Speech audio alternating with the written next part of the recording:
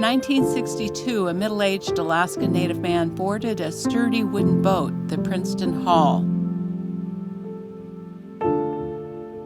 Walter Soboleff was a beloved Presbyterian pastor setting out to serve new congregations, mostly Alaska Natives, Tlinkits and Haidas, in villages and towns scattered throughout the islands of southeast Alaska.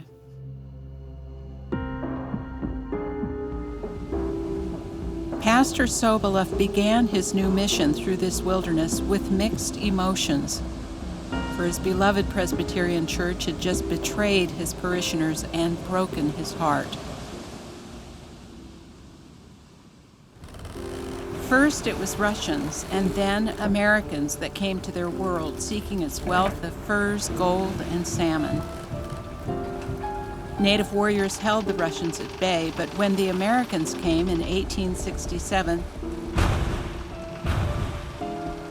they brought overwhelming force, frigates with cannons that destroyed entire villages. I think the handwriting was on the wall, if you will.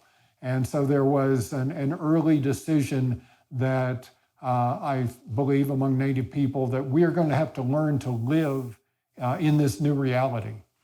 And so that was what the missionaries provided for Native people, was a way to learn these ways that were the wave of the future.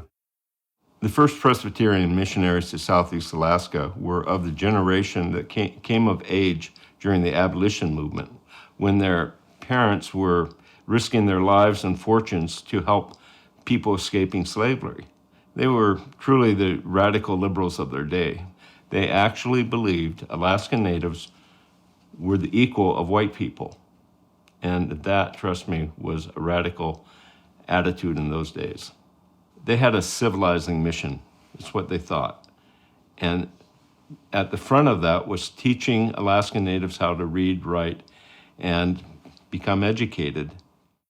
What the missionaries did not do is indicate any appreciation, really, of Native culture. This certainly wasn't an encounter of equals. It was 60 years later when, in 1940, Walter Soboleff returned to Alaska from the Dubuque Theological Seminary. He'd answered the call to become the pastor of Memorial Presbyterian Church in Juneau.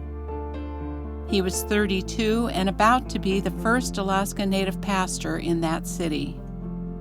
Was there discrimination in the community that I was born into and raised? And yes, there was. Maxine Reichert's mom and her girlfriends returned from college to start new jobs. The first thing they did was try to find a place to rent, and they encountered so many, no, we don't rent to natives. The other thing that was so obvious of the discrimination was that most of the restaurants and stores in Juneau had signs that said, no natives, no dogs. Racism wasn't the only challenge confronting Pastor Soboleff.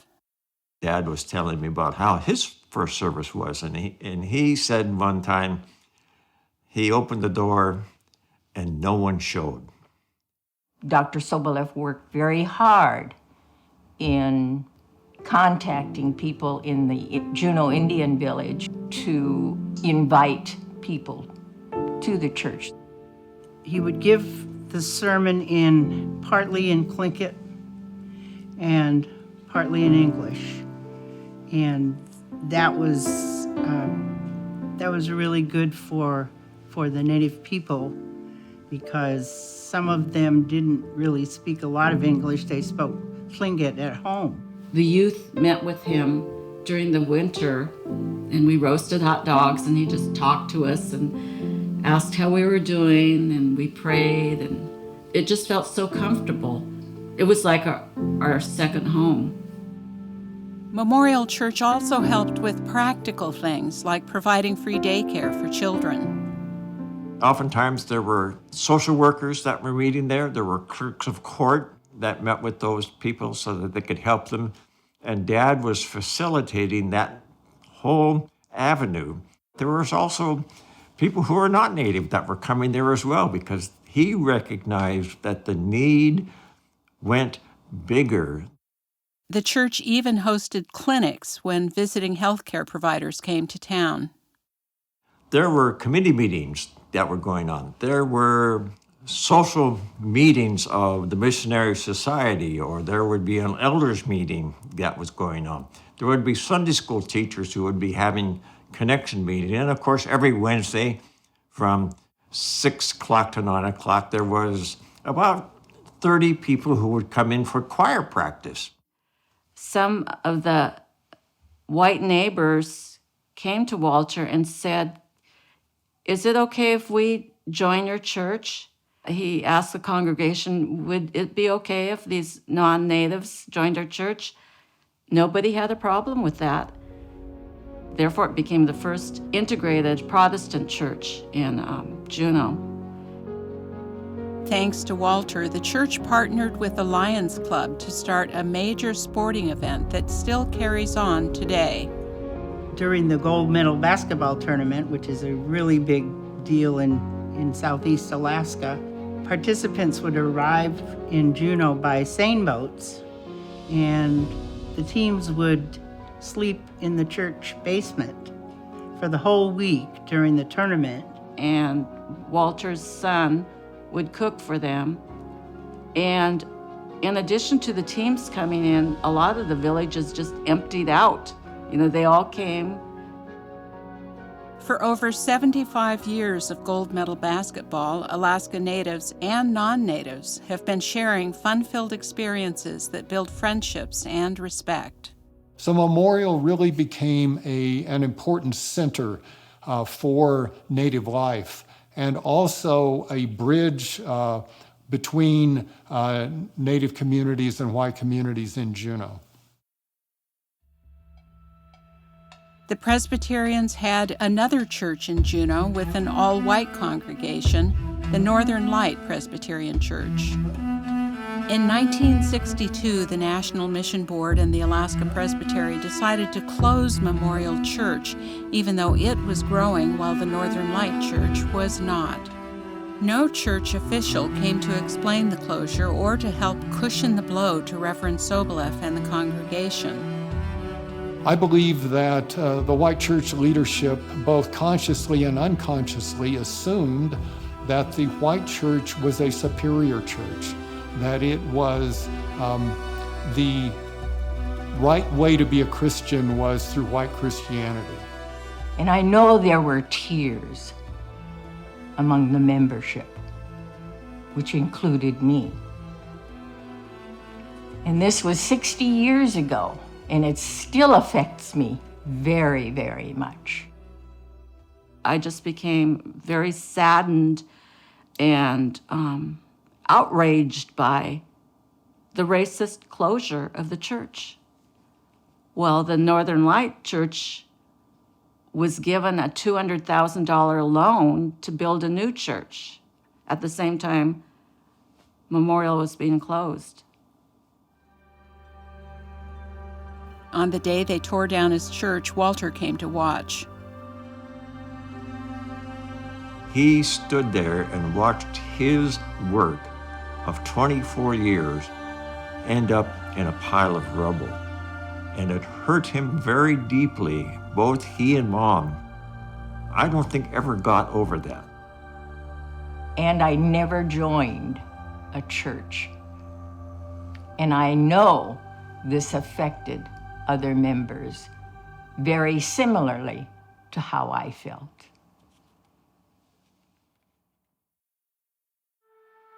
Instead of giving Walter a chance to fill a vacant position at Northern Light Church, the Presbyterians called him to become a seafaring evangelist at large, with no church of his own. Dad continued to spread the word as he traveled on the Princeton Hall to all the villages. And they would be so excited that he was coming. And he would hold his services right on the dock when they'd come in if they didn't have a place to worship. In time, Walter retired from the church, but he remained active in community and religious life. He died in 2011 at age 102.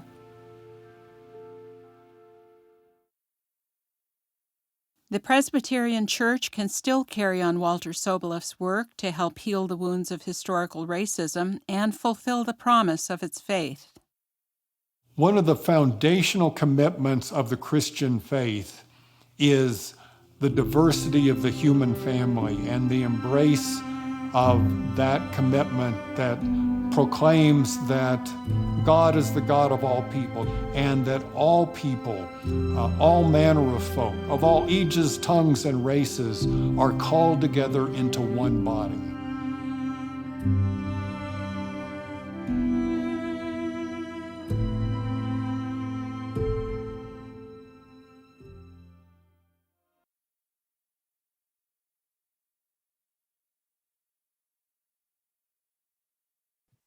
The voting time has ended. In 2022, Kaneahidi Northern Light United Church and the Northwest Coast Presbytery made an overture to the General Assembly of the Presbyterian Church, USA. Vote on recommendation number 1. The specific things that we're asking for in the overture are that they make an apology on behalf of the General Assembly for the racist closure of the Memorial Presbyterian Church, the apology to the late Dr. Soboleff and his family. I think an apology to our family would be well accepted. And I think that my father would be very happy. It'll bring closure on the trauma that my mom and dad went through. And us kids went through that trauma vicariously because we saw their world literally disintegrate to nothing. And I strongly recommend that the apology needs to happen. And it should be a 2-part process. It should be the apology and then the forgiveness part by members of the Memorial Presbyterian Church, Tlingit members and non-Tlingit members. And it should be cultural, it should include the language, and it should include the traditions. I do believe that the overture is an important step that can be a step of healing for the Native community. But I also believe the white church needs healed. And the way healing will come for the white church is through the historical notion of repentance. So I think the white church has as much at stake as the Native church does in this overture. And it's the opportunity really to live into the fullness of the faith for the first time.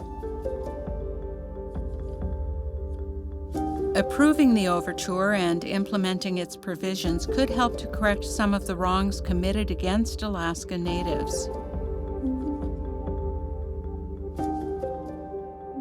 Our next item of business is on directing the Office of the General Assembly to issue apologies and reparations for the racist closure of the Memorial Presbyterian Church, Juneau, Alaska. This item is being sponsored by the... My name is Maxine Reichert. I am Alaska Native of the Tlingit and Athabascan tribes, Killer Whale House and Eagle Moiety. I represent the overture as an advocate, followed by 5 advocates from Washington State to the East Coast. Thank you again for your kind attention. Generations of the original members of that church still mourn that closure and have to live with a bitter knowledge that the white ways of worshiping were considered better by our denomination than those of their native church.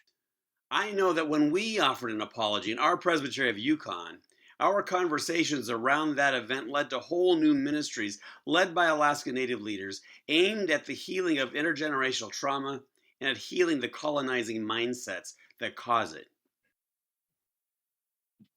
Joshua Elises Marmol, San Gabriel Valley. I further approve this motion as it is written, with no amendments. All right, so we'll have the motion on the screen.